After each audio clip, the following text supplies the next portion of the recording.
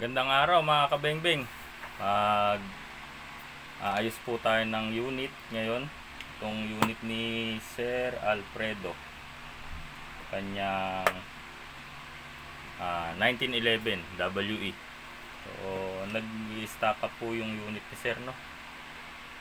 Tapos, nakaangat yung kanyang itong kanyang bushing. Yan. So, tingnan natin kung ano problema ng unit ni Sir. So, baka makuha pa sa pokpok to. So, ang problema nito, nag-i-stack up. Ayan, no? May stack up po siya mga kabengbeng. Hindi na makawala.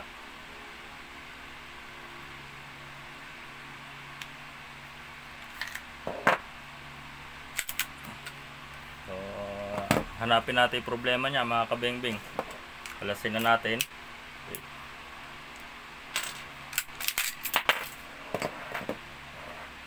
So, testingin natin sa slide ng isang 1911 ko, no? Kung sa slide ba nito yung problema. Try muna natin. Tapos balik muna natin tong barrel bushing sa sentro. Medyo wala sa sentro, bumaluktot na.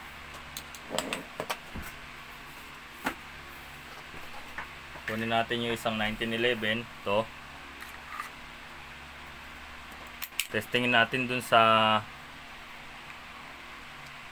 unit ni Sir kung yung slide ba may problema o itong lower receiver niya, itong lower frame. Testingin natin tong slide ko sa unit niya.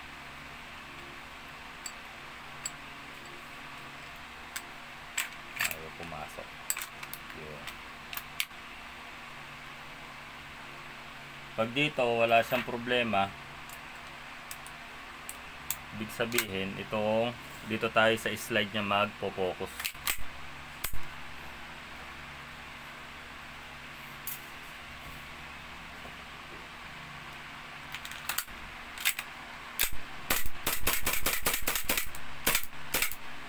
So, mukhang walang problema sa kanyang lower dito sa kanyang frame. Okay, mukhang okay naman to, walang problema dito. So dito tayo mag-focus ngayon.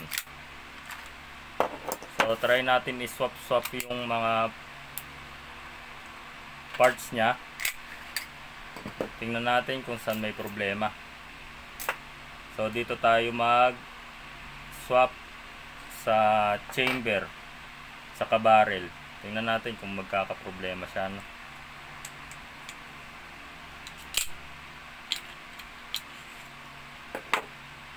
Ilagay natin yung barrel ko dito sa barrel nya.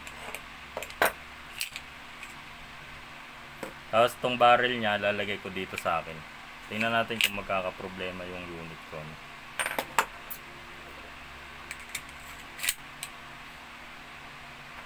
Lagay muna natin yung barrel bushing ko dito.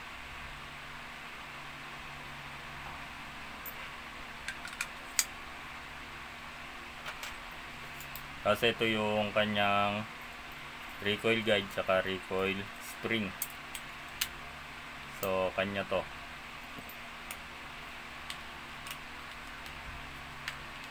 So barrel lang saka chamber yung pinalit natin mga kabengbeng.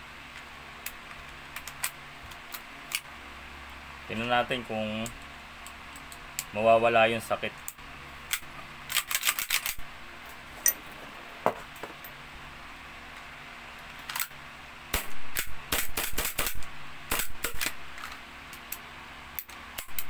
Mukhang nawala yung sakit niya. Mukhang dito tayo sa barrel niya magte-test.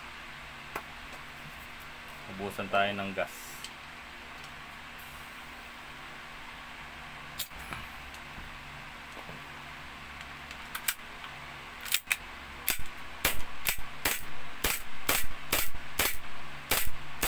So ayan mga kabengking, no, mukhang okay naman dito sa chamber ko.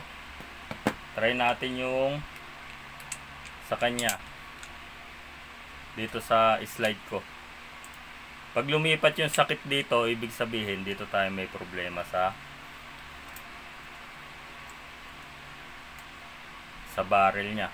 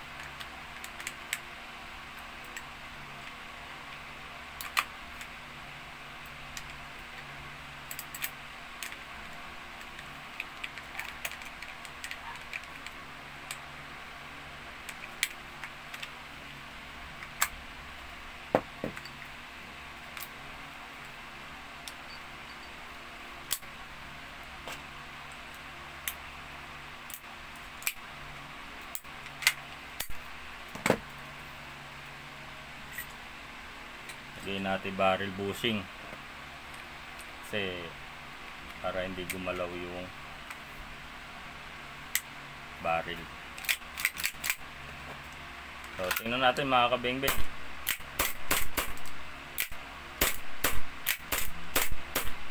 Mukhang may problema tayo sa barrel ni sir.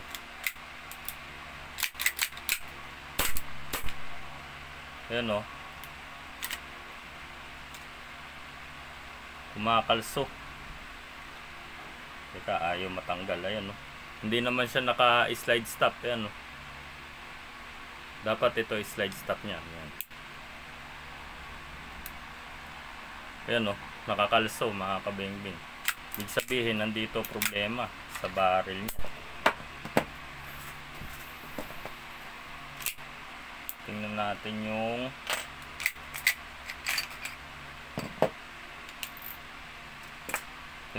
kapag yung recoil nya ang ilalagay din natin. Pero mukhang dito na tayo may problema mga kabengbeng sa barrel nya o kaya sa chamber. So malalaman pa rin natin yan.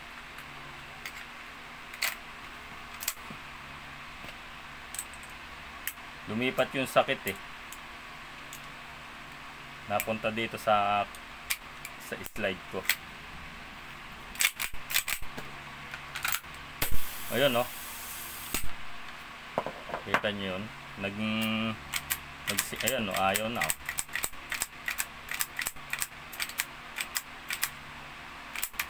Ayaw na kumasa.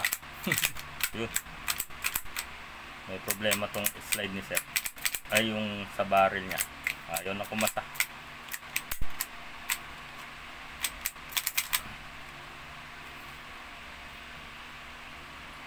Tanggalin natin yung sa barrel.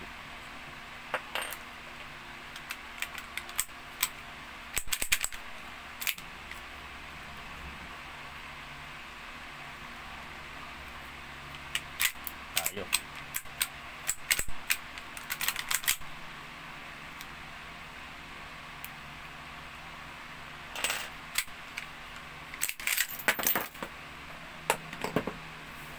So nandito yung sakit niya mga kabengbeng sa slide, ay sa sa barrel. Okay, check natin yung barrel ko sa barrel nya. Ito yung barrel ko eh. Ayan. So ayun mga kabengbeng, nasa chamber ang problema. Ayun. So ito yung sa akin.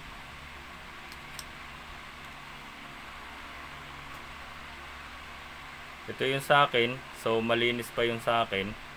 Yung kanya, ayan, may tama siya dito sa ilalim. So yung kanyang slide ay itong recoil guide, Ayun, umano siya, nagmi-misalign siya. Nami-misalign. Pero nung nasa akin yung recoil guide niya, wala namang problema. So ito ang problema natin, itong chamber ni sir. So papalitan natin to ng chamber mga kabengge. Medyo mahal-mahal din ang chamber. So hanap tayo ng chamber nito, tapos papalitan natin mga kabengge. So buuin muna natin yung sa unit ko, no. Babalik ko muna yung barrel ko para hindi magkahalo-halo. Tapos itong barrel bushing ko. Ayan. Tapos aking recoil. So balik na muna natin dito sa unit ko para hindi sila magkapalit.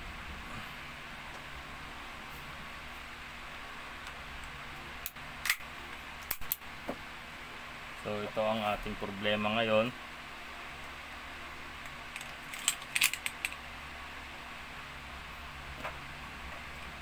Yung kanyang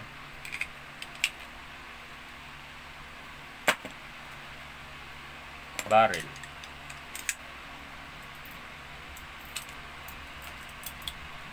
So ituloy natin sa part 2 mga kabengbeng, no. Medyo mahaba yung proseso natin. So dito pa lang may problema na siya.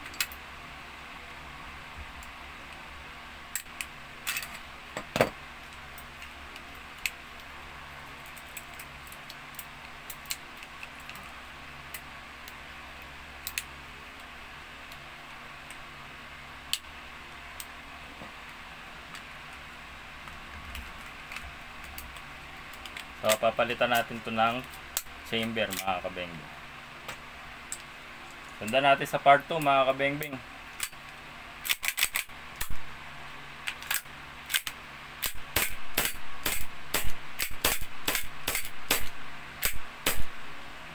Ayan. Magkuna naman. So sundan nyo sa part 2 mga kabengbeng. Papalitan natin ng chamber tong unit niya sir.